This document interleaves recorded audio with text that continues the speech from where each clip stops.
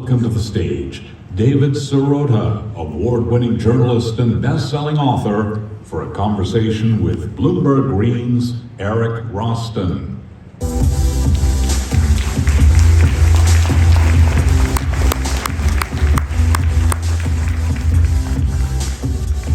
Hello, thank you everyone. Thank you for sticking around. I'm delighted to introduce David Sirota here. And climate change is many things, and until recently it was not hilarious. But your work has sort of challenged that. And you look at the cast that is in the movie, the people who are behind it.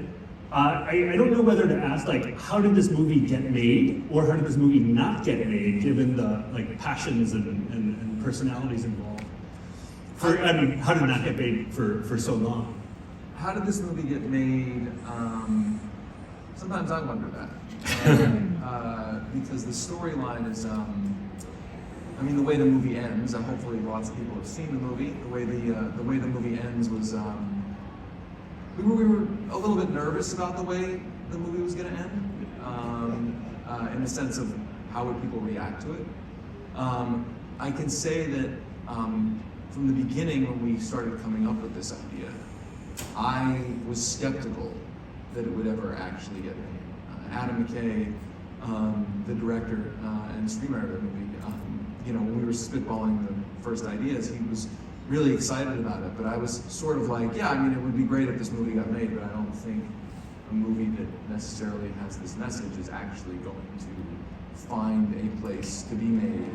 And to his credit, he used his position in Hollywood to push it forward, and then a number of the cast members who have a huge amount of influence and can get things made, particularly Jennifer Lawrence and Leonardo DiCaprio, they signed on really early, and then it was kind of off to the races. So I've said this before, I'll say it again, I am so grateful that they used their influence to make a movie, by the way, a movie that I think was going to inherently be not a consensus movie. It was going to be a controversial movie. And I think a lot of people in their positions sometimes want to be risk averse. So I really appreciate that they actually used their star power to do something that they knew would create a lot of discussion, positive and negative. So, it's an ancient question. What is art about? Is it what comes first, the message or the story? And how does that apply here? What came first, the mission or the message? The message of the story. Well, it was after the movie Vice, Adam McKay's movie about Dick Cheney came out. He and I were talking, and I said, you really have to use your special talent for mixing politics and comedy for something about the climate crisis. And he said, yeah, I've been thinking about how to do that, and I just haven't been able to figure out how to do that. I don't want to do a kind of Mad Max post-apocalyptic movie showing a kind of hellscape on Earth. I want to do something, but so how do we actually do this? And a couple of weeks later, I had written something about the climate crisis, reported something, and I said, I don't know why these stories, they don't land. Why don't they have more cultural and political impact? And I said, it kind of feels like an asteroid is headed towards Earth and nobody cares. And a couple days later, he said, I haven't been able to really stop thinking about that idea. I wonder if that's the movie. And then we started spitballing scenes and the like, and here we are. So I guess that's a long way of saying, I think the message came first. That he was, and I think a lot of people were looking for a way to tell a piece of the story of climate change, and we kind of stumbled into it. And so did it land, and who did it land with, and what do you imagine the impact would be? Can you draw a line from this movie to anything anyone has done to fight climate change, forward policy, whatever the activity would be? So I definitely think it landed in the sense that I haven't, I've been involved in two things that had, I would say, above 95% cultural recognition. I was involved in the Bernie Sanders 2020 presidential campaign as his speechwriter, and every single person in America, I think, basically knew who Bernie Sanders was. So you could, if that came up in conversation, everybody would know that. And then this movie, I think, I'm not sure, I don't know if most people have seen it, but certainly it's got a name ID of lots of people know it. I mean, I didn't realize that, by the way, until I was in a UPS store and I was mailing a poster to somebody from the movie. I think I was mailing a poster to my parents, and as I couldn't get the poster in the roll, and I kind of took it out in the middle of the store, and like everybody in the store got all excited about, well, you were involved in that movie. So it was like, wow, this movie really gotten out there. So I think, yes, I think it landed. And I think when you see politicians, when you see the media refer to the phrase "don't look up" or a play on that, they're referring to it as shorthand for something that that it means that they know that everybody knows what it is. Has the movie made impact, pun intended or no pun intended? I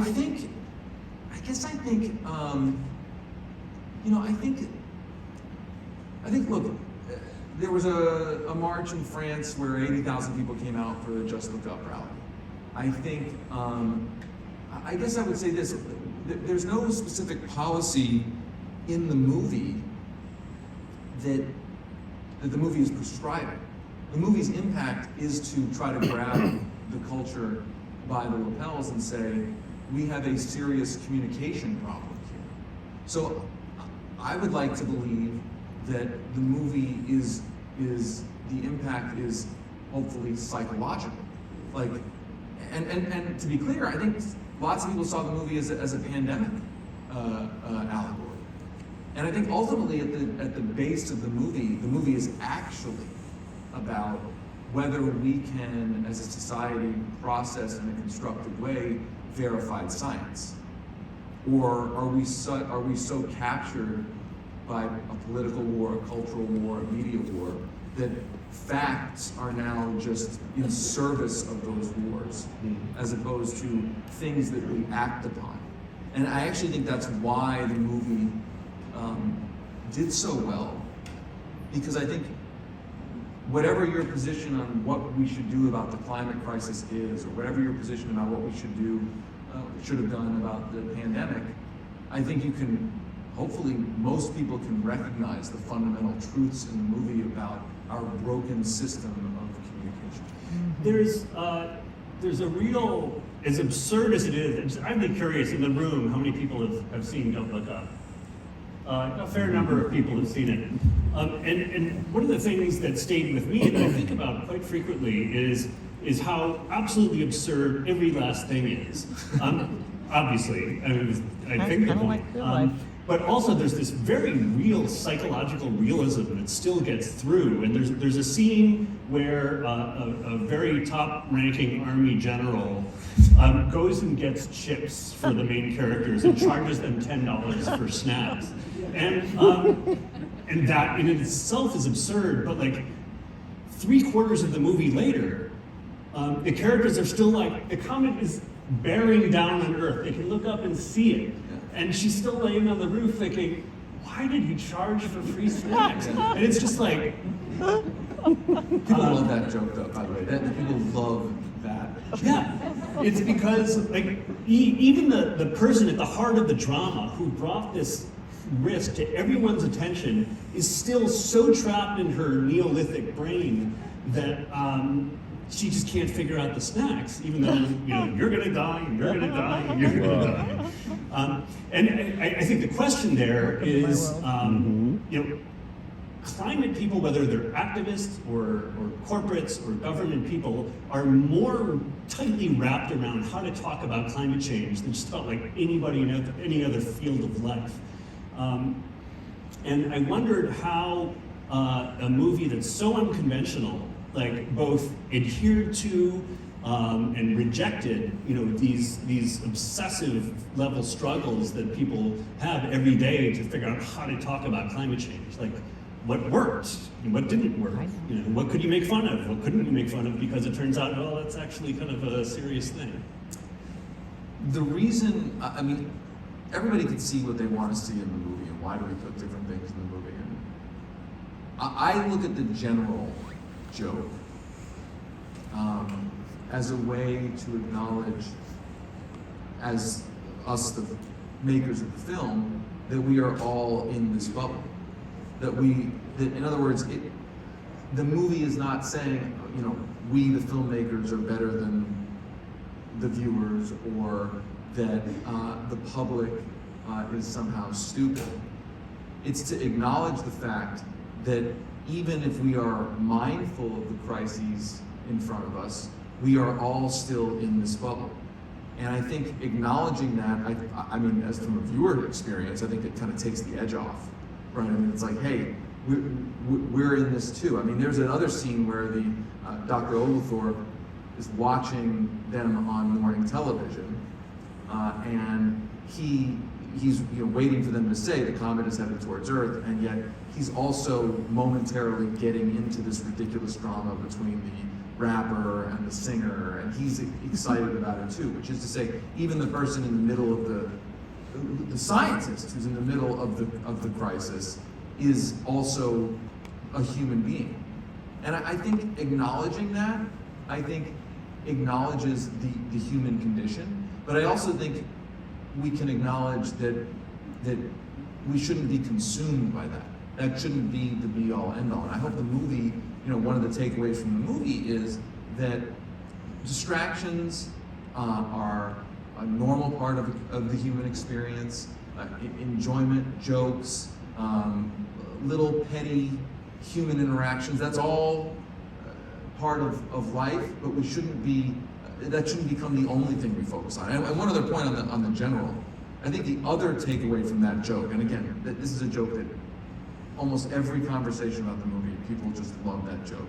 I also think it's a reminder of, and I can say this having worked on campaigns and the like, and we have this idea of these people at the top of the political hierarchy, they're so powerful. I mean, it's sort of a deification of these people. And it's also a reminder that they're all just people. And I say that, you know, as I said, I work for the Bernie Sanders campaign, and I can tell you, having spent a lot of time with that candidate, it is really true. They are all just. The metaphor is obviously very powerful, very potent. I wanted to explore it a little bit because it's not an identity, it's a metaphor. And there's important ways where climate change is different than a comet, and probably the most important one is there's a deadline, like it's gonna hit. There's no impact with climate change on a global scale. And in particular, I think that the overall message has been muddled in the last few years because to like geek out for a second, you know, there's this notion of the carbon budget, and we're running out of time. There's only so much more carbon we can fit in the sky, and there's 10 years left. Like it's incorrect to say there's 10 years left, there's 12 years left. You know, there are countdown clocks that probably serve activist purposes, but again, don't withstand factual scrutiny. And I wondered if did you feel any conflict between the metaphor and climate science, either in that particular way or in any other way that comes to mind? I think look, I've seen some film criticism, oh, the metaphor is not perfect, and my first response to that is, you're right, it's not perfect, it's a metaphor. Like it is a metaphor. So I think the question then becomes, well, what is the metaphor trying to dramatize? Because if you're using a metaphor, it's like, you're right, something that's not climate change is not climate change, right? I agree with that. No, I agree with climate change. Yeah. So what I think the metaphor serves as, it speeds up time in comparison to climate change. And I agree with you, obviously, that climate change, there's not one singular explosive impact. So we're trying to dramatize both the time scale and also the cumulative impact in one instant in order to spotlight how irrational our response is to it. Because, yeah, sure, if runaway climate change goes on for 300 years, maybe the Earth isn't gonna, literally blow up, but the Earth, in theory, will be not all that habitable at all, right? And so we said, let's shorten the time frame to 6 months, and let's have it actually explode to allow viewers to focus the mind on, okay, our response to something that we know is going to happen maybe on a longer time scale, maybe not with one singular explosion. Our response is irrational and problematic. Was there anything left on the floor that you're like, oh, I wish this long movie was even longer? To be honest, I wanted a little bit more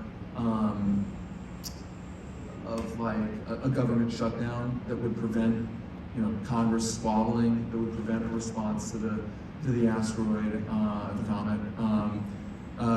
There was something that was being debated whether to keep in or not. It was one of my pet points, which is the movie inside of the movie, Total Devastation, which I think was Hollywood essentially us making fun of itself, like scheduling a movie about an asteroid hitting Earth to come out on the day that the actual asteroid was going to hit the Earth.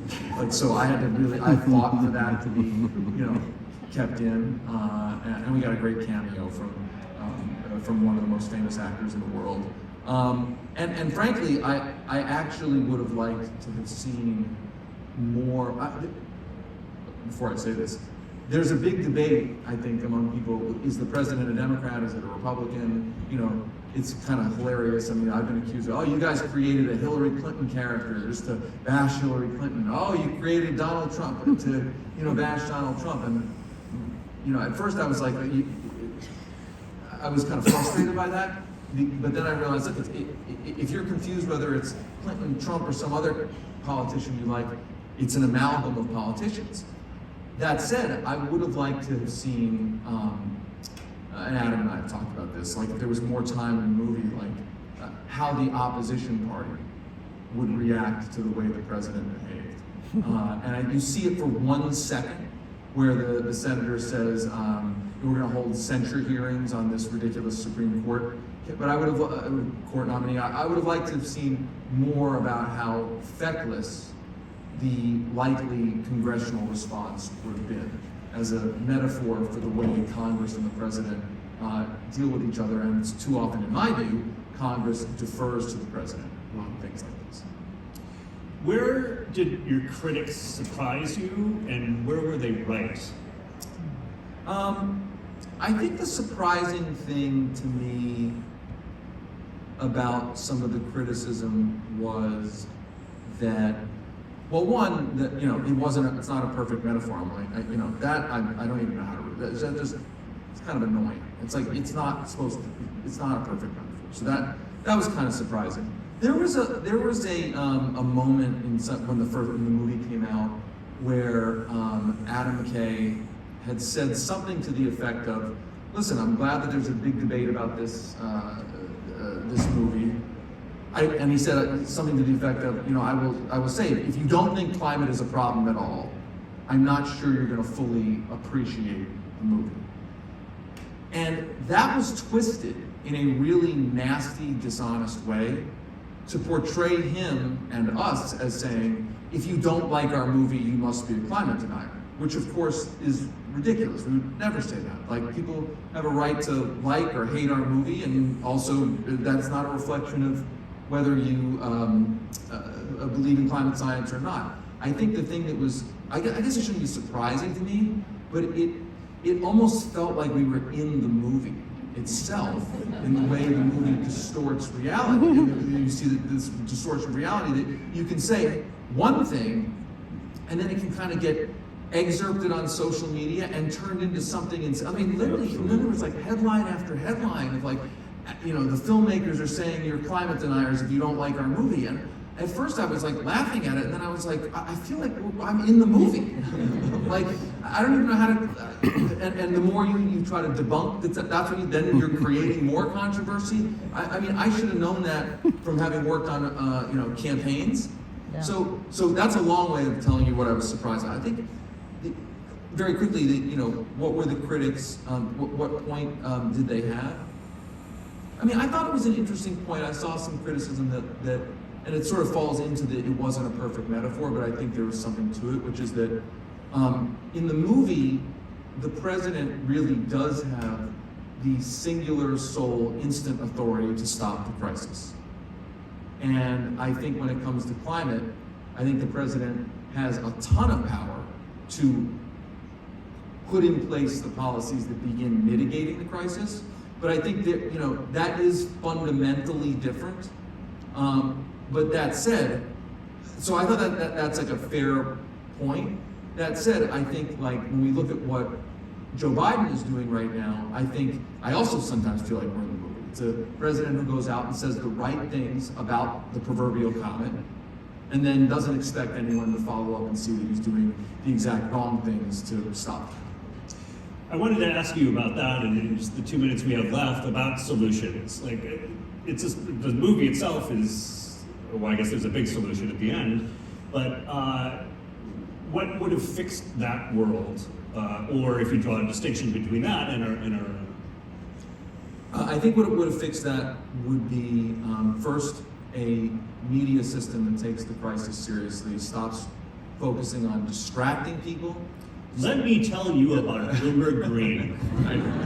Stops focusing on distracting people, stops focusing on comforting everybody all the time, like, hey, everything's gonna be okay, you just put your head down and don't pay attention. That, in theory, would have created more political pressure to actually seriously deal with the crisis. There was a delay at the beginning, and then obviously there was a choice at the end. So I think those are two things. I think also underneath this ideology that every crisis can be an opportunity to profit, and that every crisis presents a chance to be a win for billionaires and corporations and also the rest of the world. I think that ideology is eating away at our society, that there are zero-sum choices, that you have to, in many cases, make a choice. Somebody wins, somebody loses. The fossil fuel industry wins, we all lose. There is no middle ground with the fossil fuel industry continuing to make huge profits and the world surviving in the way that it is today. And politicians who take lots of money from fossil fuel companies, and in my view, media companies that take lots of money from fossil fuel companies, do not want to admit that, because that would then have to admit the truth that somebody is going to have to win and lose. There is no win-win solution for everyone. Yeah. And so I think if that ideology didn't exist in the movie, through that Mark Rylance character, I think the argument would be that the government would have gone through with what it should have gotten done to stop that crisis earlier on. What is next for David Sirota? Tell us about The Lever and your next movie. So The Lever, at Lever News, for folks who are watching, it's our independent media outlet. We do investigative journalism, follow the money, and we don't always accept that there are win-win solutions. There are good guys and bad guys. So if you like that kind of reporting, check us out. We've got a couple scripts and projects that are out there that deal with politics and in a kind of narrative fashion. And the last thing I'll say very quickly is, one thing that I've learned is that the power of storytelling in this is just so important. That part of the reason why it's important to have cultural products that tell a story of characters is because that's humans through thousands of years have learned to learn things through those stories. So I'm trying to think more about how to mix sort of journalism and important public, accountability efforts with storytelling. Excellent. Well, we look forward to your next moves. Thank you. Thank you, David. Thank you, everyone, for coming, and we will see you next time. Awesome.